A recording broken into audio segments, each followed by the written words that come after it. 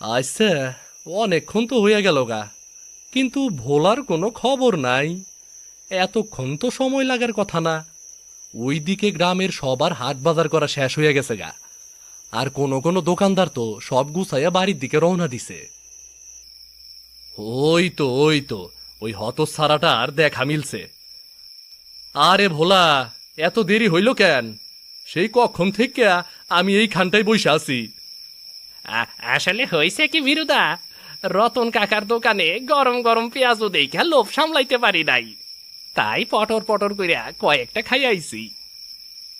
ওরে হতচ্ছাড়া, আমি এইখানে ভিজে ভিজে অপেক্ষা করতাছি, আর তুই যাইয়া পিয়াজি গিলতাছত, তাই না? বাদরের মতো হাসি থামা, শেষে দাঁত পইরা যাইব। অনেক দেরি হইয়া গেছে, চল এবার তাড়াতাড়ি বাড়ি যাই।